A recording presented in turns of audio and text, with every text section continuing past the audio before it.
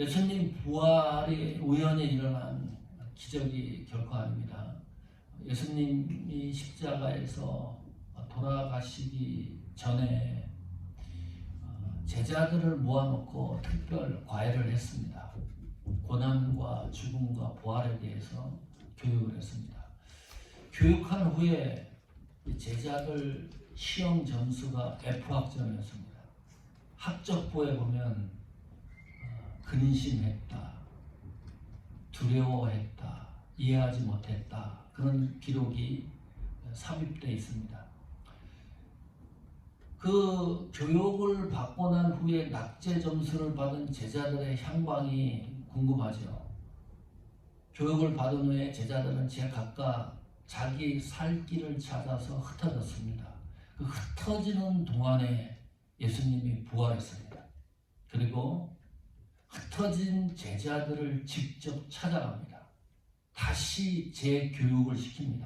커리큘럼을 완전히 다시 새롭게 편성을 해서 제자들에게 일일이 찾아가서 40일 동안 교육을 다시 시켰습니다. 그 교육한 많은 내용들을 종합해보면 두 가지로 축소가 됩니다. 예수님이 제자들을 40일 동안 부하로 만나서 말씀을 전했던 내용이 두 가지로 요약이 됩니다. 그 내용 요약이 된 것이 사도행전 1장 3절에 들어있습니다. 첫 번째, 확실한 많은 증거로 친히 사심을 나타내사 예수님 스스로 부활에 대해서 살아계신 것을 실제적으로 제자들에게 확인을 시켰습니다. 두 번째 교육은 하나님 나라에 관하여 말씀했습니다. 이 두 가지 교육으로 축소가 된다는 거죠. 그리고 그 후에 제자들에게 당부하고 약속한 말씀이 있습니다. 오늘 3단계로 그 말씀에 대해서 좀 더 확인을 하려고 합니다. 첫 번째, 예수님 스스로 부활에 대해서 실제적으로 제자들에게 찾아가서 부활이 사실이라는 것을 재차 확인시켰습니다. 친히 사심을 나타냈다. 살아있는 많은 사실들에 대해서, 살아계심에 대해서 제자들에게 증명했다는 거죠. 자, 부활하신 예수 그리스도를 만난 제자들은 어떤 일이 일어났습니까? 변화가 일어났습니다. 상당한 변화입니다. 이후에 부활하신 주님을 만난 이후에 제자들의 그 여정을 추적해 보면 변한 모습이 눈에 띄게 확연하게 들어옵니다. 이 제자들은 예수님이 돌아가시기 전에 직접 부활에 대해서 교육을 받았는데도 믿지 않았던 제자들입니다. 예수님 부활에 가서 빈 무덤을 확인했는데도 부활의 주님을 믿지 않았던 제자들입니다. 부활하셨다 이 소식을 증거했는데도 믿지 않았던 제자들입니다. 이 제자들이 예수님을 만나고 나서 확실하게 변화가 일어났습니다. 이런 거죠.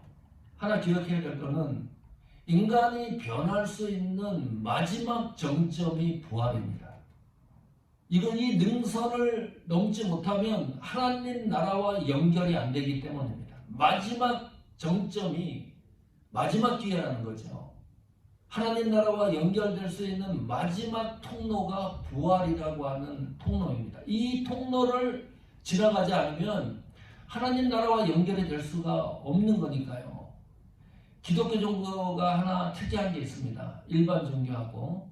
기독교 종교는 어떤 일을 요구하지 않습니다. 최초 시작이 하나님에게 무슨 일을 할 것인가에 대해서 요구한 적이 없습니다. 일반 종교는 그게 아니죠. 믿음의 주체가 나로부터 시작을 해요. 내가 뭘 해야 돼요.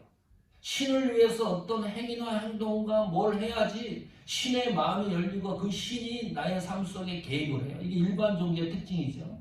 그러나 기독교는 하나님이 뭘 먼저 요구한 적이 없습니다. 하나님이 먼저 나를 찾아와야지 그때서 신앙이 시작이 돼요. 예수님이 부활 전에도 교육을 하고 예수님이 부활 후에도 40일 동안 제자들을 먼저 찾아갔습니다.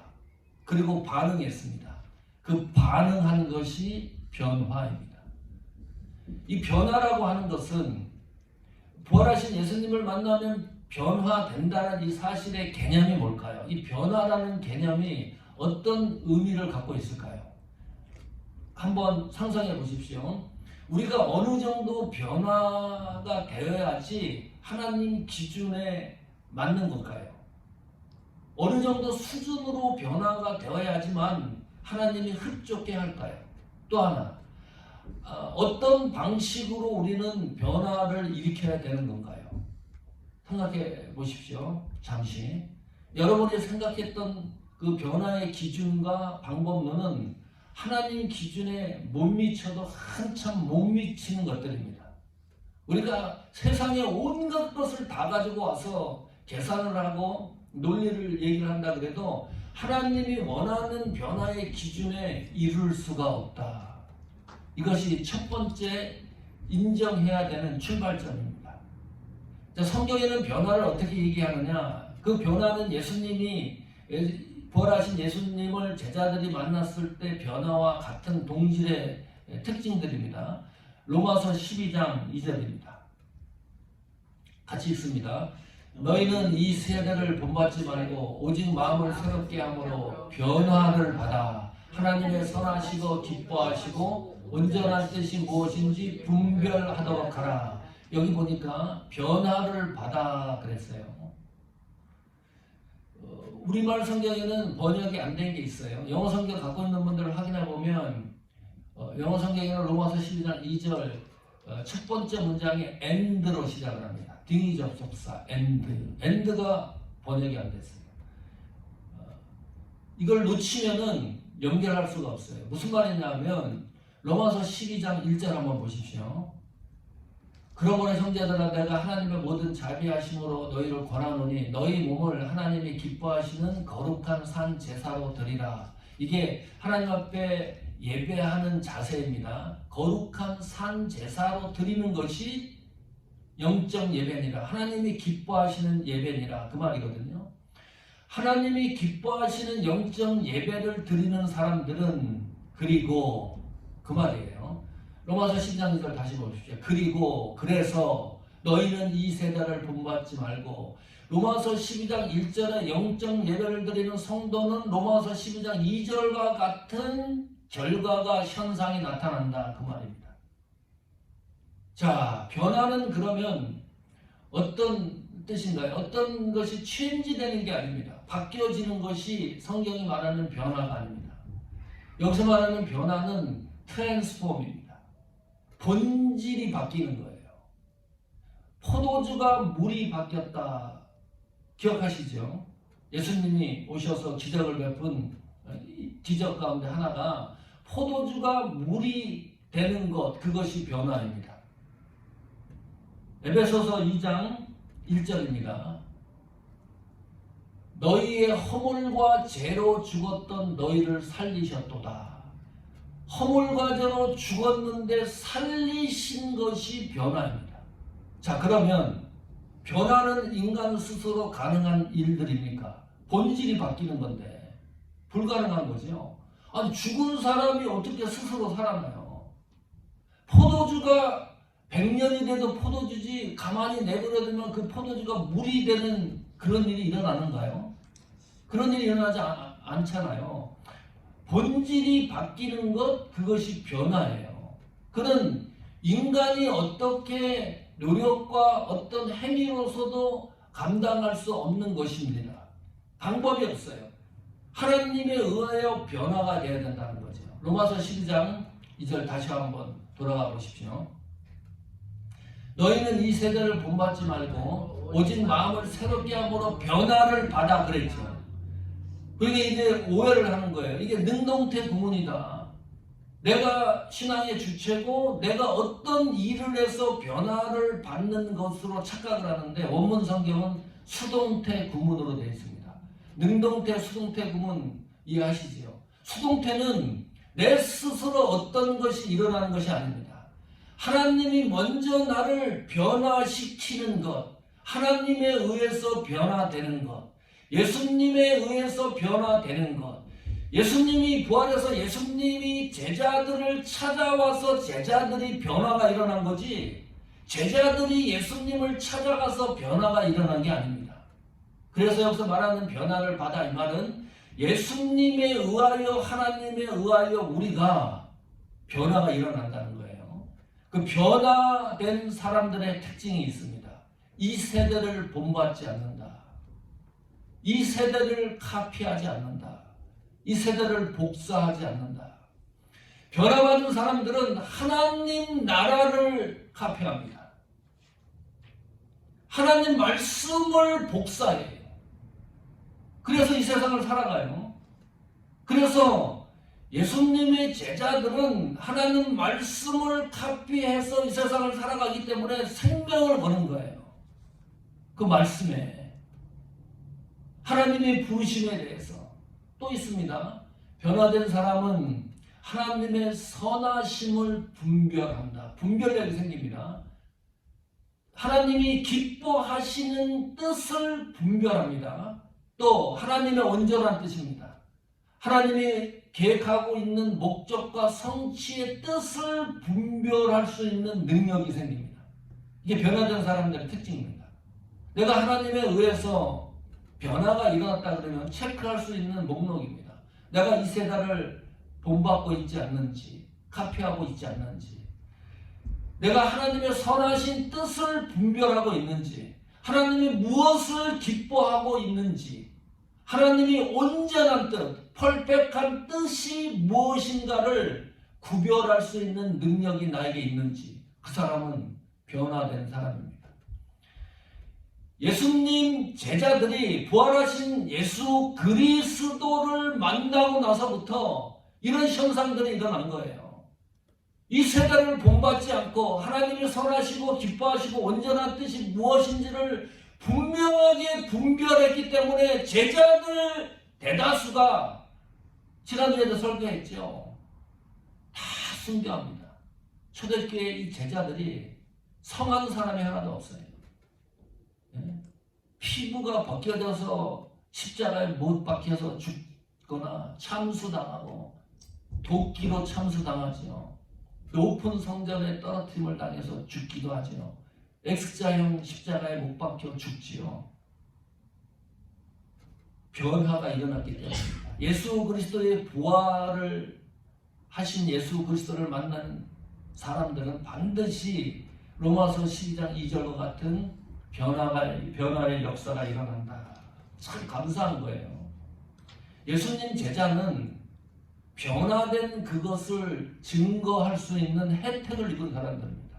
불신자들은 로마서 12장에 등장하는 이 분별하도록 하는 이 놀라운 변화의 역사를 사람들에게 증언할 수 있는 혜택조차 입지를 못하는 거예요. 그러나 예수 믿는 성도는 증언할 수 있는 혜택을 입고 있는 존재들입니다. 기회도 주지 않습니다.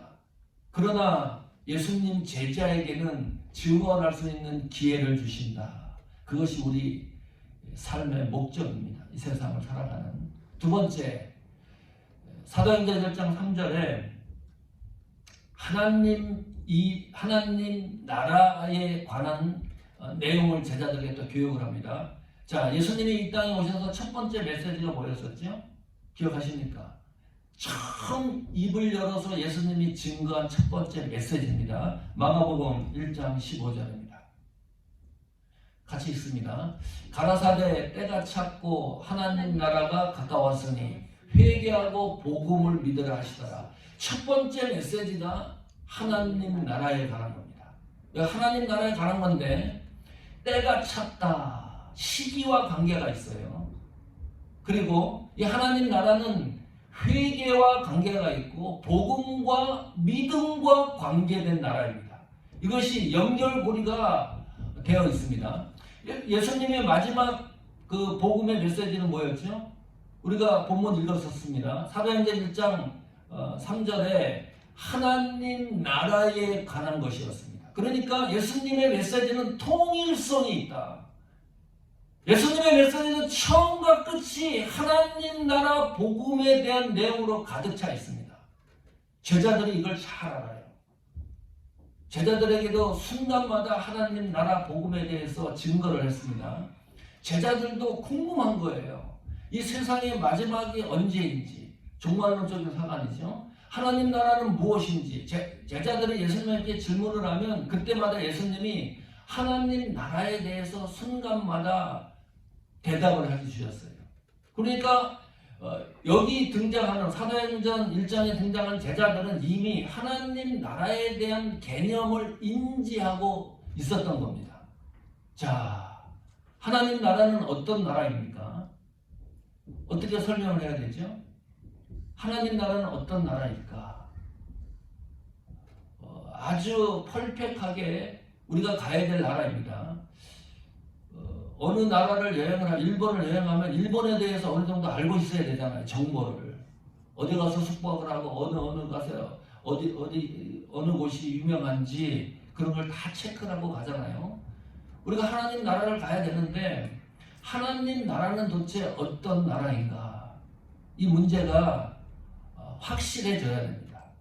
부활하신 예수님을 만난 제자들이 하나님 나라에 대해서 예수님이 증언한 것에 대해서 분명해지기 시작을 했어요. 예수님이 제자들을 만났을 때 하시는 말씀 중에 하나가 공통된 단어를 사용한 게 아니었습니다. 그것이 평강이라는 단어입니다. 예를 들면 누가복음 24장 36절입니다. 이 말을 할 때에 예수께서 친히 그 가운데 서서 가라사대 너희에게 평강이 있을지어다 하시니 엠마오로 가는 그 제자에게 나타났어요. 이 제자는 엠마오로 향하고 있다는 것은 갈등과 고민 속에 가는 겁니다. 예수님이 부활했다 그러는데 도저히 믿을 수가 없다 나는. 내가 모시고 있던 이 예수 그리스도가 십자가 상에서 돌아가셨는데 이게 사실일까 진짜일까? 소문에는 예수님이 부활했다 그러는데 고민 속에 근심 속에 엠마오로 내려가고 있는데 예수님이 이 제자들에게 가서 말씀하신 게 너희에게 평강이 있을지어다. 또 하나 예를 들어볼까요? 예수님이 만난 제자들에게 평강이라는 단어를 예수님이 계속 사용하고 있어요. 다른 성경 한번 확인해 보십시오. 요한복음 20장 19절입니다. 이날 곧 안식 후 첫날 저녁 때에 제자들이 유대인들을 두려워하여 모인 곳에 문을 닫았더니 예수께서 오사 가운데 서서 가라사대 너희에게 평강이 있을지어다. 여기도 보니까 또 평강이 있을지어다. 특이하죠? 문이 닫혔는데 문을 열어주지 않았어요. 초인종 누르고 문을 열어야 안으로 들어가야 되잖아요. 물질을 통과한다니까요. 예수님이. 4차원 세계입니다. 이거는 우리가 살고 있는 지금 이런 세상에서는 경험할 수 없는 거죠. 영화 같은 데 보면 그냥 벽을 갖다가 쑥 지나가요. 예수님이 지금 그 모습을 하고 있습니다. 두려움에 떨고 있었던 제자들에게 평강이 있을지어다. 가장 적절한 제자들이 가장 받고 싶어하는 위로와 힘을 주는 단어가 그 당시에는 평강이라는 단어입니다.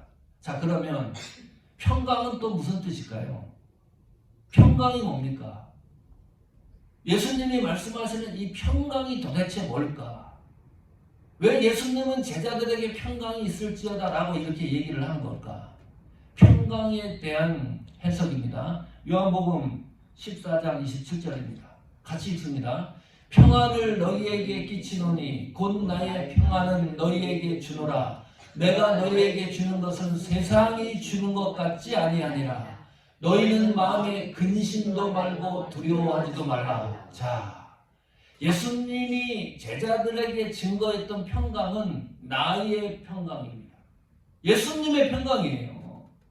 깜짝 놀랄 일입니다. 그냥 단순하게 하나님이 위로해주는 그런 평강인 줄 알았는데 하나님이 소유하고 있는 평강을 제자들에게 주는 거예요. 이런 놀라운 일이 어디 있어요? 그런데 더 부연 설명해요. 나의 평안을 너희에게 주노라. 그 평강은 너희에게 주는 것은 그러나 특색이 하나 있는데 세상이 주는 것 같지 아니하니라. 왜냐하면 이 평강은 하나님 예수 그리스도의 평강이기 때문입니다. 세상이 주는 것과 다름이 있다. 같지 않다는 겁니다. 이 같지 않는 다른 하나님의 평강을 어느 정도 느끼고 소유합니까? 신앙생활하면서 세상이 주는 것과 다른 평안을 얼마나 우리는 느끼고 있는가? 다른 말로 하면 이런 거예요. 세상의 반대 개념이 뭐예요? 하나님 나라잖아요. 이게 다 맞아지는 거죠. 예수 그리스도의 평강입니다. 그 평강은 세상이 주는 것이 아니기 때문에 하나님 나라의 평강입니다. 다시 말하면 우리가 하나님 나라 가면 반드시 확인되는 평강입니다. 지구에서 확인할 수 있는 방법이 뭐가 있나요? 여기 말미에 요한복음 14장 17절에 이렇게 기록해요. 마음의 근심도 말고 두려워하지도 말라. 이것이 하나님 나라의 특색입니다. 하나님 나라가 뭡니까? 누군가가 여러분들에게 질문을 하면 이렇게 대답하십시오. 그 나라는 근심도 두려움도 없는 나라입니다. 펄펙합니다. 왜냐하면 그 나라의 평강이기 때문입니다. 근심도 두려움이 없는 게 얼마나 좋은 건지 느끼시나요? 통계 자료에 보니까 인간은 40%를 있지도 않은 일에 대해서 근심한대요. 30%가 과거 일에 대해서 근심한대요. 걱정하고. 옛날에 왕년에 내가 그때 잘 나갔을 때 요렇게 했으면 사업에 더 성공을 했었을 텐데 와이프를 그때 만나지 않았으면 별의별 상상을 다 하면서 근심하고 걱정을 한대. 지나간 일에 대해서. 희한하죠, 사람. 또 22%는 중요하지 않은 일에 대해서 근심한대요. 이 중요한 게 하나도 없거든요. 태양이 떨어질려나? 태양이 오늘은 서쪽에서 뜰려나? 별 중요하지도 않은 것에 대해서 22%가 근심하고 걱정을 하고 2%는요 불가항력적인 일에 대해서 근심한대요. 이건 가능성이 있죠. 도저히 인간이 해결할 수 없는 사건을 맞닥뜨렸을 때 근심 걱정이 되잖아요. 4%가 뭐냐? 이 근심할 수 있는 사건이에요. 이거는 걱정할 수 있는 사건 오직 이걸 다 더하니까 98%입니다. 자, 이 그물에 안 걸리는 인간이 있나요? 한 명도 없을 거예요. 이 세상을 살아가는 지구에서 살아가는 모든 사람들은 근심하는 존재예요. 어떤 일이 있어도 근심하고 걱정한다니까요. 자, 근데 하나님 나라는 4%. 이거 근심해야 돼. 이거 근심해야 될 일이에요. 누가 봐도 그 4% 근심도 없는 나라가 하나님 나라래요. 불가항력적으로 근심할 수 있는 2%도 없는 나라가 하나님 나라다. 얼마나 좋은 나라입니까? 먹을 걸 걱정합니까? 사는 걸 걱정합니까? 집을 걱정합니까? 뭘 걱정을 해요? 난 정말 가고 싶어요. 또 근심 걱정은 그렇다 치더라도 두려워하지 말라. 여러분이 두려워하는 가장 큰 게 뭐가 있나요? 세상을 살면서 나는 두려운 게 하나도 없다 그런가요? 저는 죽음에 대해서 1도 두려워하지 않습니다. 저는 신앙인이기 때문에 언제 죽어도 전혀 거기에 대해서는 두려운 게 없어요. 그러나 일반적으로는 불확실성에 대해서 사람들이 두려워한대요. 미래에 대해서. 우리는 하나님 나라의 확실성이 있기 때문에 그런 거 갖고 두려워하지 않죠. 귀신 두려워합니까? 하나도 안 무서워요. 마귀도 그런 거 전혀 두려워하지 않습니다. 그런데 어떤 성도는 병원 가는 것을 두려워해요. 침 맞는 거, 주사 맞는 거. 저는 생쥐 있죠. 아기 생쥐를 무서워합니다. 세상에서 저는 너무 무서워요. 이 생쥐가. 쥐가. 어느 날 집에 있는데 와이프가 문을 탁 열었어요. 야, 스크린도 위에 애기 생쥐가 이렇게 지나가는 걸 보다가 와이프가 놀라가지고 문을 탁 닫았는데 꼬리가 걸렸어요 거기에. 꼼짝을 못하고 스크린 위에 있는 거예요. 뒷문으로 나가가지고 그것을 처리를 해야 되잖아요. 제가 남자니까. 근데 와이프한테 나는 생쥐가 세상에서 제일 무섭다고 말을 못하잖아요. 들락날락 비닐봉지를 가지고 저걸 어떻게 떨어뜨려가지고 어떻게 선포를 해야 되는가 고민을 너무 많이 했어요. 옆집에 힐리 남편한테 초인종 눌렀어요. 우리 집에 지금 생쥐, 아기 생쥐가 저기 있는데 너 이거 할 수 있느냐? 이 힐리 아빠가 나오는데요. 즉각 나오는 게 아니라 시간이 걸려서 나왔는데 긴 막대기 하나를 갖고 나왔어요. 그 막대기를 가지고 가까이 가서 이렇게 하면 되는데 내가 보니까 이 힐리 아빠도 생쥐를 가장 두려운 사람이에요. 막대기를 갖고 와서 이걸 하지를 못하고 있어요. 사진을 찍었어요 제가. 그래서 종건이한테 보냈어요. 종건아 큰일 났다. 이 생쥐를 잡아야 되는데 어디 있냐. 종건이는 좀 용감하거든요. 생쥐를 안 무서워해요. 근데 교회에 있다는 거예요. 거리가 있잖아요. 와 어떻게 했겠습니까? 눈을 딱 감고 문을 열었어요. 스크린 도어를. 그러니까 생쥐가 땅에 똑 떨어졌어요. 이 애기 생쥐가 빨리 못 도망가요. 애기니까 뒤뚱뒤뚱 도망가는데 그거를 비닐봉지에 넣어서 해서 쓰레기통에 버리는 거잖아요. 내가 가장 무서운 생쥐인데 그거를 죽여서 버리는 거잖아요. 고문해서 버리는 거잖아요. 죽여서 버리는 것도 아니고 봉지에 넣어가지고 숨도 못 쉬게 해서 죽는 거니까 얼마나 두려워했는지 몰라요. 저는 하나님 나라 가면 생쥐는 없을 것이다 확신합니다.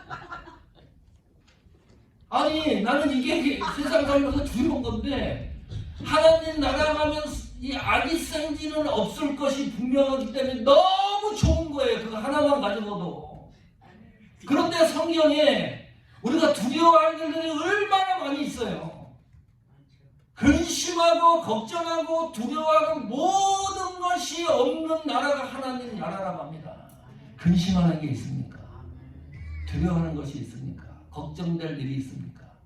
오늘 말씀에 위안이 되고 은혜가 되십시오. 평안이 너희에게 있을지어다. 이것이 하나님 나라의 본질입니다. 자, 이 말씀을 하시고 예수님이 이제 마지막 당부를 하세요. 또 약속하는 게 있습니다. 사도행전 1장 4절입니다. 같이 읽겠습니다.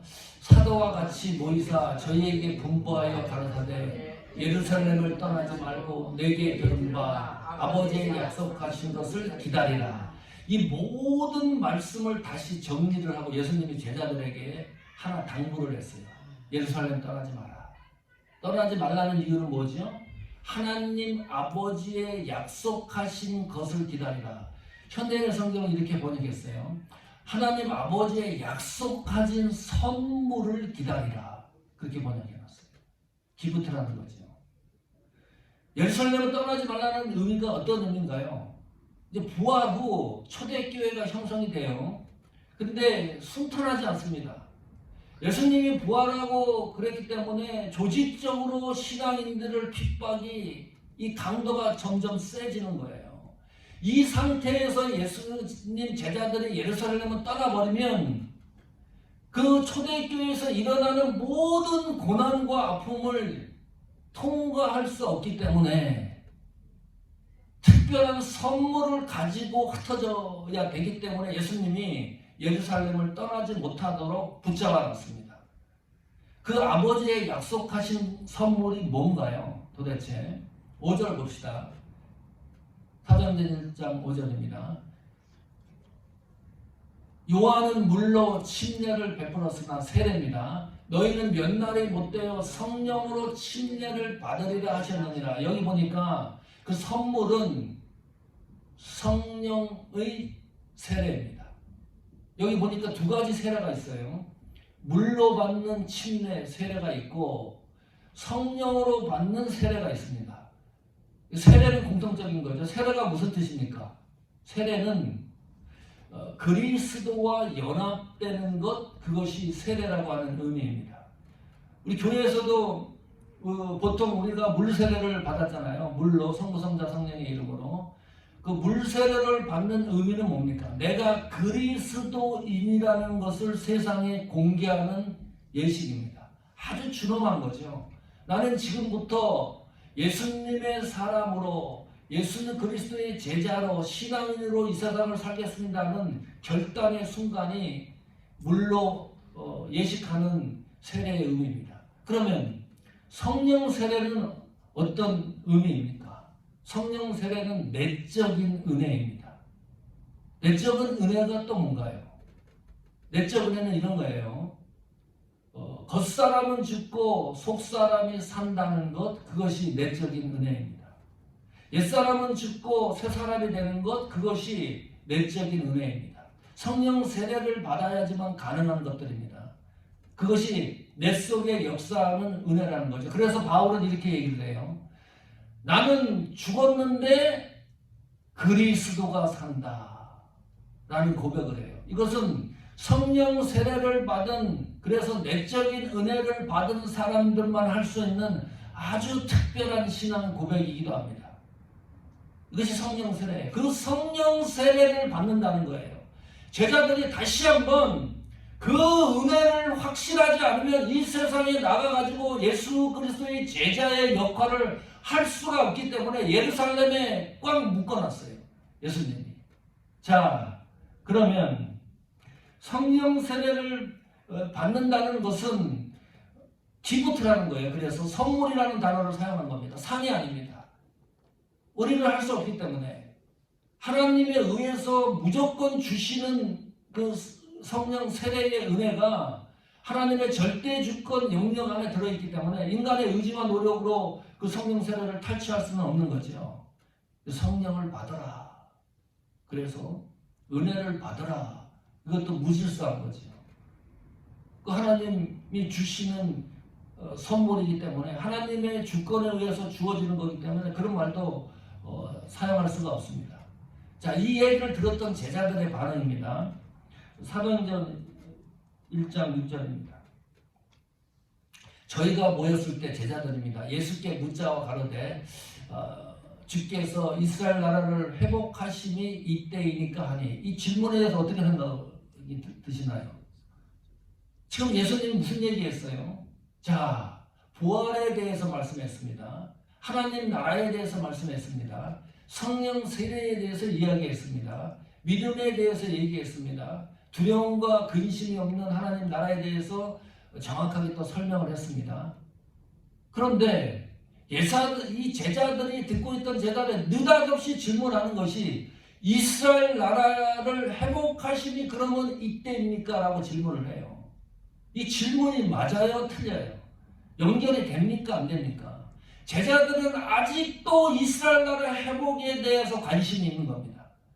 세상 나라에 대해 관심이 있는 거예요. 사람이 이 정도로 변하기가 어렵습니다. 이 정도면 변해야 되는 거 아닙니까?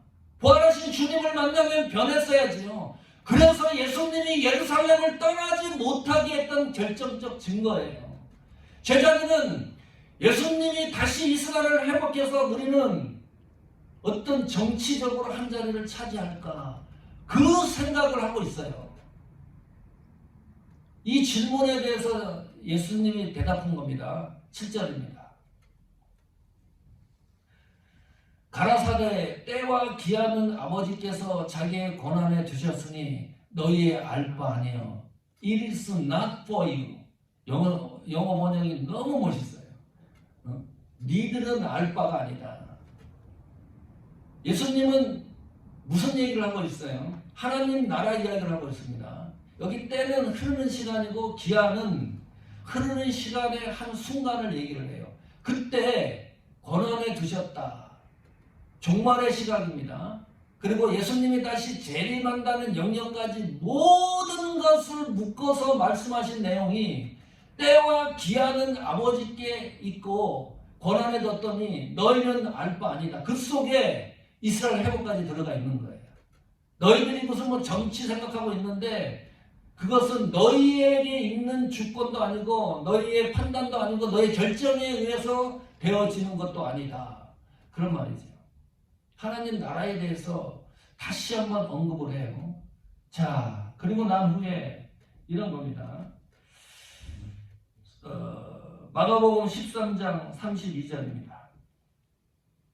그러나 그날과 그때는 아무도 모르나니 하늘에 있는 천사들도 아들도 모르고 아버지만 아시느니라.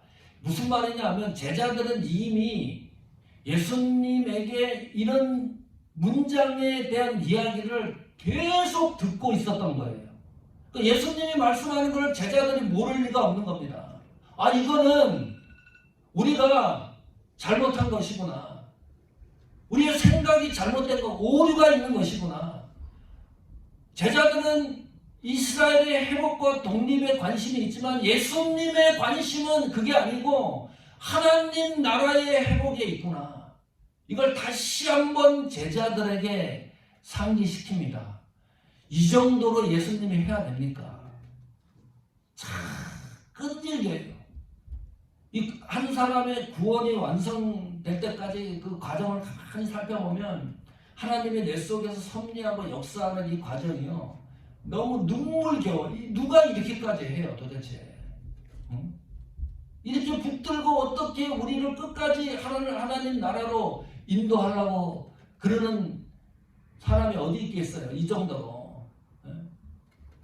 잘못한 것도 수없이 많은데 다시 찾아와가지고 다시 재생을 시켜주고요. 그리고 난 이후에 예수님은 사도행전 1장 11절입니다.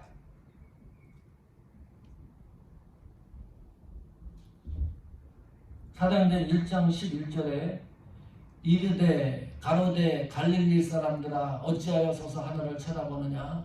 너희 가운데서 하늘로 올라오신 이 예수는 하늘로 가심을 본 그대로 오시리라 하였느니라. 그리고 이 모든 말씀을 당부와 약속을 하시고 사람들이 보는 앞에서 하나님 나라로 예수님이 가시면서 무슨 말씀하세요? 너희들이 본 그대로 다시 오실 것이다. 그러면 우리 신앙의 삶의 목적이 어디에 정조준돼야 되는 거예요? 예수 그리스도 재림에 초점이 맞춰져야 되는 겁니다. 예수님 어서 오십시오. 우리 신앙과 믿음과 사역의 모든 초점이 예수님이 다시 오신다는 이 약속의 말씀 위에 맞춰져야 되는 거죠. 성도 여러분, 우리는 복받은 사람들입니다.